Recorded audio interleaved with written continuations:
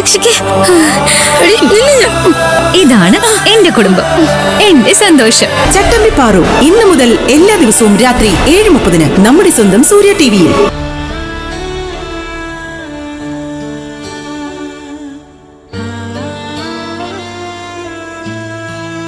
ഞാനിപ്പോ കാണിച്ചു തന്നത് ന്യൂറോളജിസ്റ്റ് തന്ന ടാബ്ലറ്റുകളാ. വെള്ളത്തിൽ ചാലിച്ചു വേണം കൊടുക്കേണ്ടത് കേട്ടോ. മരുന്നൊക്കെ ചേച്ചി തന്നെ കൊടുത്താ മതി.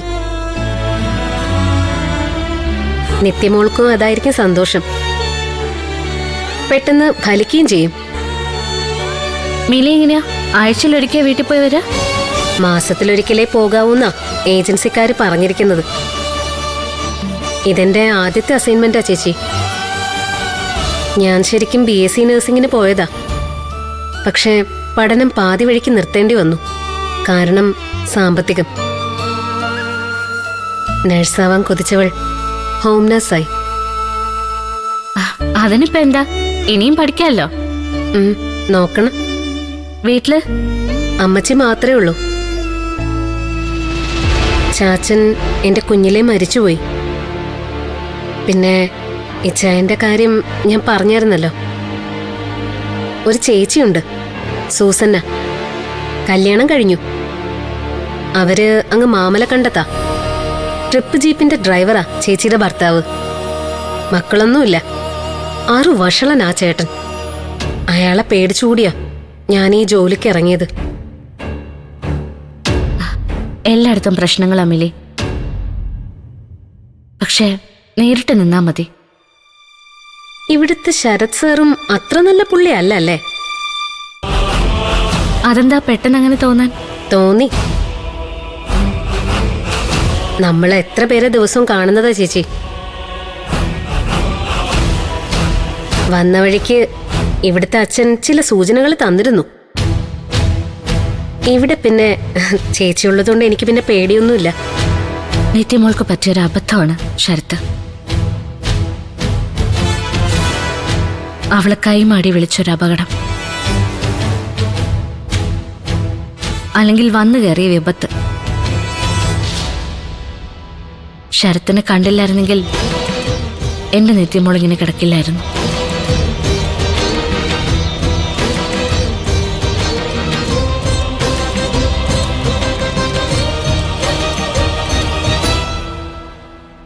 ആ സാറേ, ഞാൻ കൃത്യസമയത്ത് തന്നെ പിക്ക് ചെയ്തോളാം.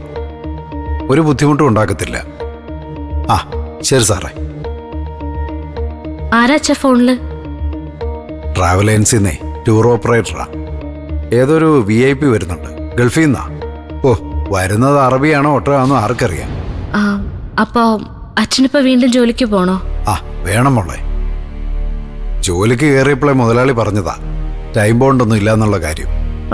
അച്ഛാ, ഞാനിന്ന് സാമ്പ്രാണിക്കൊടി വരെ പോയിക്കോട്ടെ, നിരഞ്ജൻ സാറിന്റെ വീട്ടിലേക്ക്. എന്താ മോളെ കാര്യം?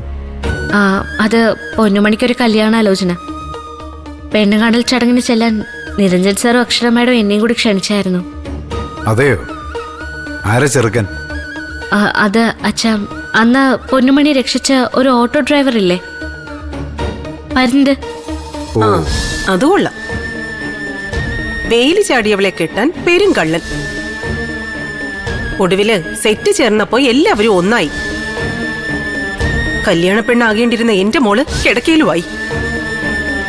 എന്റെ പാർവതി, അതൊക്കെ എന്തിനാ ഇപ്പൊ നീ ഇവിടെ പറയുന്നേ? പിന്നെ പറയണ്ടേ, നിത്യമോള് ചിരിച്ചോണ്ട് സന്തോഷത്തോടെ നിന്ന ചടങ്ങായിരുന്നു അവളുടെ ഹൽദി. അന്നീ പൊന്നുമണി എന്ന് പറയുന്ന വഴിപിഴച്ച പെണ്ണ് ഇവിടെ വന്ന് ബഹളം ഉണ്ടാക്കിയത് ഓർക്കുന്നുണ്ടോ? പിന്നെ എന്റെ കുഞ്ഞിന് ഒരുങ്ങി കതിർ മണ്ഡപത്തിൽ പോകാൻ പറ്റിയോ? ഇല്ലല്ലോ. ഇപ്പൊ അവള് വാടിയ ചേമ്പിൻ താള് പോലെ അകത്ത് കിടക്ക. അമ്മേ, ഇതിനൊക്കെ കാരണം പൊന്നുമണിയല്ലല്ലോ. ആരായാലും എന്റെ മോള് കിടപ്പിലായി, അത് സത്യമല്ലേ? ഞാനിപ്പോ എന്താ ചെയ്യേണ്ടത്? ആ ചടങ്ങിന് പോണ്ടെന്നാണോ? അതൊക്കെ ദേവികയുടെ ഇഷ്ടം. അഭിപ്രായം പറയാനും അനുവാദം തരാനും ഒന്നും ഞാനില്ല. അച്ഛാ, ഞാൻ മോള് ഇതൊന്നും കാര്യമാക്കണ്ട. പാർവതിക്ക് നിത്യമോൾ ഇങ്ങനെ കിടക്കുന്നുള്ള സങ്കടം കൊണ്ടാ ഇങ്ങനെയൊക്കെ പറയുന്നേ. അല്ല മോളെ, പൊന്നുമണി വേറൊരാളെ കല്യാണം കഴിച്ചു പോയാ ശരത്തിനെതിരായിട്ടുള്ള കേസ് നിലനിൽക്കൂ. ഞാനിത് നിരഞ്ജൻ സാറിനോട് ചോദിച്ചാ അച്ഛാ. കേസിനെ അത് ബാധിക്കില്ലെന്ന സാറ് പറയുന്നത്. പിന്നെ നമുക്കെന്ത് പറയാൻ പറ്റും? അത് ശരിയാ. ഓരോരുത്തരും അവരുടെ വേണ്ടപ്പെട്ടവരുടെ ജീവിതം സേഫാക്കാനല്ലേ നോക്കത്തുള്ളൂ. ഞാനും അങ്ങനെയാണെന്നാണോ അച്ഛൻ കരുതുന്നത്? അയ്യോ അല്ല, അതല്ലേ എനിക്ക് മോളോടുള്ള ദേഷ്യം. സ്വന്തം ജീവിതം സേഫാക്കാൻ ശ്രമിക്കാത്ത വേറൊരു ഒരു മണ്ടിയമ്മ. മറ്റുള്ളവർക്ക് വേണ്ടി ജീവിതം ഇങ്ങനെ വെറുതെ ഹോമിക്കുന്ന ഒരു മരക്കഴുത. എന്തായാലും അവരെ ക്ഷണിച്ചതല്ലേ, മോള് പോയിട്ട് വാ. ആ പിന്നെ സന്ധ്യയ്ക്ക് മുമ്പ് തിരിച്ചു വരണം. ശരി അച്ഛാ, ചടങ്ങ് കഴിഞ്ഞാല് ഞങ്ങൾ ഉടനെങ്കിൽ പോന്നോളാം. സാറും മാഡവും വിളിക്കുമ്പോ ചെല്ലാതിരിക്കുന്ന എങ്ങനെയാ? അതുകൊണ്ട് മാത്രം അച്ഛാ പോകുന്നേ.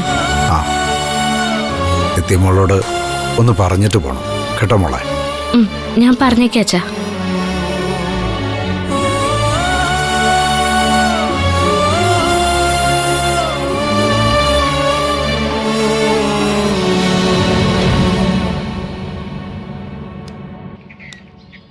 അല്ല ശരി സാർ, എനിക്ക് പ്രോമിസ് ചെയ്തിരുന്നല്ലേ പൊണ്ണുമണിയെ എൻ കയ്യിൽ ഏൽപ്പിച്ചു തരുമെന്ന്. എന്നിട്ടിപ്പോ ആ പരുന്ത് വന്ന് അവളെ കെട്ടിയാൽ പിന്നെ ഞാൻ എന്നെ ചെയ്യും? സാറ് പറഞ്ഞ വേറെയെല്ലാം ഞാൻ ചെയ്തത് പൊന്നുമണിയെ എനിക്ക് മനവിയായി കിടക്കുമെന്ന് നനച്ചിട്ടാ. അതിനിപ്പോ എന്ത് സംഭവിച്ചു? പൊന്നുമണി അവൻ കെട്ടിക്കൊണ്ട് പോയതൊന്നുമില്ലല്ലോ. എടാ, ഇത് അവന്റെ ഒരു അത്യാഗ്രഹമാ. ആ പരുന്നിന്റെ അതൊന്നും നടക്കില്ല. അതിനു മുമ്പ് അവന്റെ ചിറകുകള് നമ്മളങ്ങ് വെട്ടും. എങ്ങനെ? അതൊക്കെ പറയാം. അല്ല സാർ, ആ ഡോക്ടറും പൊണ്ടാട്ടിയൊക്കെ അന്ത പരുന്തിന് സപ്പോർട്ടല്ലേ? അതെ, അന്ത ഡോക്ടറെ പൊണ്ടാട്ടിയുടെ കയ്യില് തുപ്പാക്കിയുണ്ട്. അവരത് എനിക്ക് നേരെ എന്ന് ചൂണ്ടിയതാ. ആ, അന്ന് നീ വാലും ചുരുട്ടി ഓടിയാണല്ലോ അല്ലേ? എടാ, ഒരു ഗുണ്ടയാണെങ്കിൽ അതിന് പറ്റിയ വിൽ പവർ വേണം. നീ എന്നെ കണ്ടുപിടി. എല്ലാവരുടെയും മുമ്പിൽ ശാന്തനും സമാധാനപ്രിയനും സൽസ്വഭാവിയും. പക്ഷേ എന്റെ യഥാർത്ഥ മുഖം അതാർക്കും അറിയില്ല. എനക്ക് തെറിയും സാർ. നിനക്കൊരു പുണ്ണാക്കം തിരിയില്ല. ഓടയ തമ്പുരാന് പോലും ശരത്തിനെ മനസ്സിലായിട്ടില്ല, പിന്നല്ലേ നീ? അപ്പോ നമ്മളിനി നീ പിടയ്ക്കാതെ ശരവണ. അവളെ, ആ പൊന്നുമണിയെ പുതിയൊരു ജീവിതത്തിലേക്ക് വിടാൻ എനിക്ക് പറ്റൂ. എനിക്കെതിരെ കേസ് കൊടുത്തിട്ട് അങ്ങനെ ഞാൻ അവളെ വിടുവോ? അവളെ ഞാൻ എൻ്റെ കാൽ ചൂട്ടിക്കൊണ്ടുവരും. അതിനുള്ള നീക്കങ്ങള് ഞാൻ തുടങ്ങിക്കഴിഞ്ഞു. നീ ഒന്ന് വെയിറ്റ് ചെയ്യേ. ഏറിയ 2 മാസം. ആടിക്കളിക്കട കുഞ്ഞിരാമ എന്ന് പറയുമ്പോ ആടുന്നൊരു കുരങ്ങിനെ പോലെ അവളെ ഞാൻ ആടിക്കും, പാടിക്കും. ഒടുവിൽ നിന്നെ കൊണ്ട് കെട്ടിക്കുകയും ചെയ്യും. അതുപോലും. അപ്പോ ഞാൻ ഇനി എന്നെ വേണം സാറേ? തിരുമ്പി പോട്ടെ? ഇപ്പൊ തിരുമണ്ട, ഞാൻ പറയും. അതുവരെ ഇവിടെ തന്നെ കാണണം.